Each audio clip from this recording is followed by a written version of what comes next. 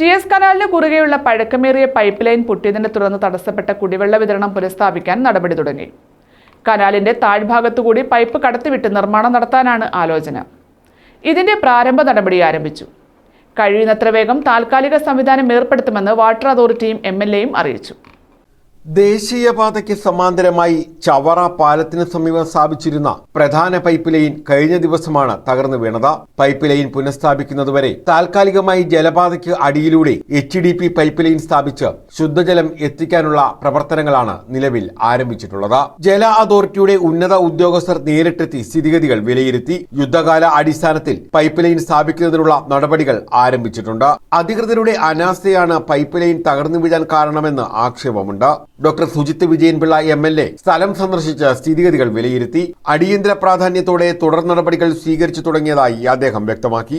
Pumping പൂർണ്ണമായിട്ട് നിന്നിരിക്കുകയാണ്. നീണ്ടകര പഞ്ചായത്തിലും അതുപോലെ കൊല്ലം കോർപ്പറേഷനിലേക്കുള്ള പമ്പിംഗ് നിന്നതിൻ്റെ ഭാഗമായിട്ട് തന്നെ അടിയന്തരമായിട്ട് തന്നെ ഇതിൻ്റെ പുനഃപ്രവർത്തനങ്ങൾ അതിൻ്റെ പുനരുദ്ധാരണം പ്രവർത്തനങ്ങൾ ആരംഭിച്ചിട്ടുണ്ട്. ഇതിൻ്റെ ഇപ്പോൾ നമ്മൾ പ്ലാൻ ചെയ്യുന്നത് അടിയന്തരമായിട്ട് ചെയ്യേണ്ടതായിട്ടുള്ള വാട്ടത്തിൻ്റെ കുടിവെള്ളത്തിൻ്റെ ഡിസ്ട്രിബ്യൂഷൻ സ്റ്റാർട്ട് ചെയ്യുന്നതിനായിട്ട് HD പൈപ്പുകൾ രണ്ട് സൈഡുമായിട്ട് കണക്ട് ചെയ്യുന്ന രീതിയിൽ കായലിൻ്റെ അടിത്തട്ടിലൂടെ ഇടാനാണ് തീരുമാനിച്ചിരിക്കുന്നത്. അതിന് ആവശ്യമായിട്ടുള്ള പെർമിഷൻ നാഷണൽ വാട്ടർ അതോറിറ്റിയുടെയാണ്.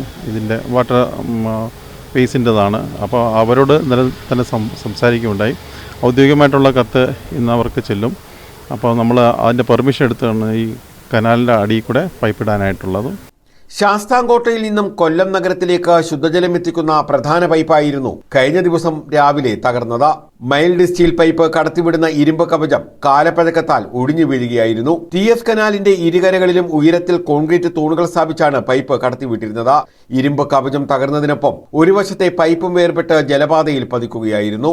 ചവറ പാലത്തിന് തെക്കുഭാഗത്തെ പ്രിമോ പൈപ്പ് മാറ്റി 19 വർഷം മുമ്പാണ് നിലവിലെ പൈപ്പ് ലൈൻ സ്ഥാപിച്ചത്. 19 മീറ്റർ നീളമുള്ള പൈപ്പ് ലൈൻ താങ്ങി നിർത്തിയത് ഇരുമ്പ് കവചവും കോൺക്രീറ്റ് തൂണുകളും മാത്രമായിരുന്നു. പ്രതിദിനം 320 ലക്ഷം ലിറ്റർ ജലമാണ് പൈപ്പ് ലൈൻ വഴി കൊല്ലത്തേക്ക് എത്തിക്കുന്നത്. കൊല്ലം കോർപ്പറേഷൻ, നീണ്ടകര, ചവറ തുടങ്ങിയ പ്രദേശങ്ങളിലെ ശുദ്ധജല വിതരണമാണ് പൂർണ്ണമായി തടസ്സപ്പെട്ടത്.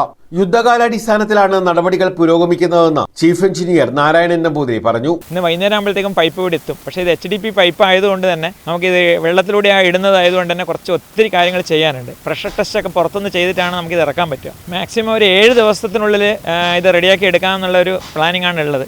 അതിന് മുമ്പേ തന്നെ എന്തായാലും നമ്മളിതൊരു 5 ദിവസത്തിനും 7 ദിവസത്തിനുള്ളിൽ നമ്മൾ തീർക്കാനുള്ള ഒരു പ്ലാനിങ്ങിലാണ് ഇപ്പോൾ പോയിക്കൊണ്ടിരിക്കുന്നത്. നമ്മുടെ കോർപ്പറേഷൻ ഏരിയയിലും ഏതാണ്ട് 4 ലക്ഷത്തോളം ആളുകളെ എഫക്റ്റ് ചെയ്യുന്നതായതുകൊണ്ട് തന്നെ നമ്മൾ വളരെയധികം ഇതിലാണ്. നമ്മളെ ജനങ്ങൾ നമ്മളുമായിട്ട് സഹകരിക്കണമെന്നാണ് വാട്ടർ അതോറിറ്റിയുടെ ചീഫ് എഞ്ചിനീയർ എന്ന നിലയ്ക്ക് പറയാനുള്ളത്. ശുദ്ധജലക്ഷാമം പരിഹരിക്കാൻ ക്രമീകരണങ്ങൾ ഏർപ്പെടുത്തിയതായും അദ്ദേഹം വ്യക്തമാക്കി. പൈപ്പ് ലൈൻ നന്നാക്കാൻ MLA ഉൾപ്പെടെയുള്ളവരുടെ പിന്തുണ ഉണ്ടായതായി ഡയറക്ടർ ബോർഡ് അംഗം ഉഷാലയം ശിവരാജനും പറഞ്ഞു. യുദ്ധകാലാടിസ്ഥാനത്തിൽ കേരള വാട്ടർ അതോറിറ്റിയുടെ പ്രവർത്തനങ്ങൾ ക്രമീകരിച്ച് ഇവിടെ 7 ദിവസത്തിനകം പറഞ്ഞെങ്കിൽ പോലും വളരെ പെട്ടെന്ന് തന്നെ വെള്ളം സുഭിക്ഷമായിട്ട് ജനങ്ങളിൽ എത്തിക്കാനുള്ള കർമ്മ പരിപാടിയാണ് വാട്ടർ അതോറിറ്റി ആവിഷ്കരിച്ചുകൊണ്ടിരിക്കുന്നത്. ദ്രുതഗതിയിൽ പൈപ്പ് ലൈനുകൾ സ്ഥാപിച്ച് താൽക്കാലികമായി വെള്ളം എത്തിക്കാനുള്ള നടപടികൾ പുരോഗമിക്കുകയാണ്. News bureau, Chavara.